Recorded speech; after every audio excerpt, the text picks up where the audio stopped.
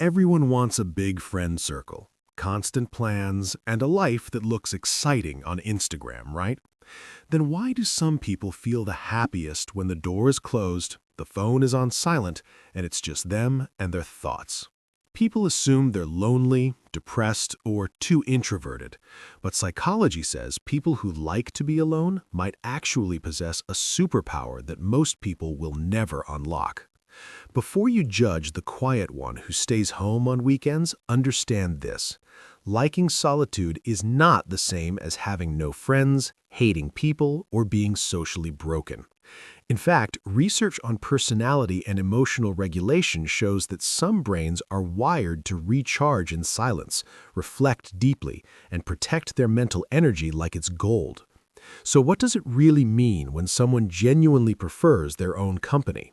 First, deep self-awareness. People who like being alone usually have higher self-awareness. They're not scared of their own thoughts. Most people use noise, scrolling, or constant socializing to avoid feeling anything uncomfortable. But solitude lovers actually sit with their emotions. They reflect, journal, think, and adjust. That internal dialogue builds a clearer sense of who they are, what they want, and what they will never tolerate. Second, energy protection. They're not avoiding people, they're managing energy. Every interaction costs mental energy. Reading body language, choosing words, managing impressions, handling small talk. For some nervous systems, that's exhausting, even when the people are nice. So they choose fewer interactions, but deeper ones. They'd rather have one real conversation than 10 surface-level ones. To outsiders, that looks like antisocial. In reality, it's quality over quantity. Third, strong internal validation. People who love alone time often rely less on external validation. If your self-worth depends on likes, replies, and constant attention, being alone feels terrifying. But for solitude seekers, silence is not rejection, it's freedom. They don't need to broadcast every moment to feel alive. Their sense of worth comes from progress, learning, creativity, or simply feeling at peace, not from who is watching. And here's the proof. Stanford University found that people who embrace solitude report 27% higher life satisfaction, better emotional regulation, and increased creativity. You're not missing out on life, you're experiencing it on your own terms. Fourth, better boundaries and emotional maturity.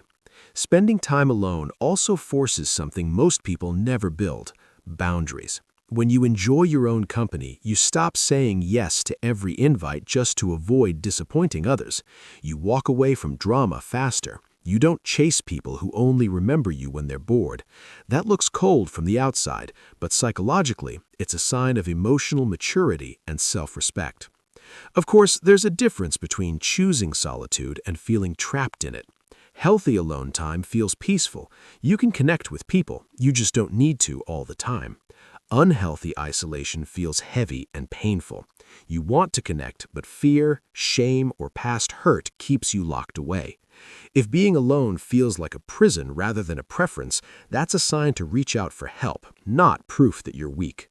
So next time you see someone sitting alone, staying home, or choosing a book over a party, don't assume they're sad, broken, or wasting their youth. They might be doing what most people are afraid to do: listening to themselves, protecting their energy, building a life that feels good on the inside, not just one that looks good from the outside. If you're one of those people who genuinely loves being alone, comment "That's me," so others know they're not the only ones. And if you enjoy decoding how the mind really works, hit subscribe, because here we don't just judge behavior from the outside, we understand it from the inside.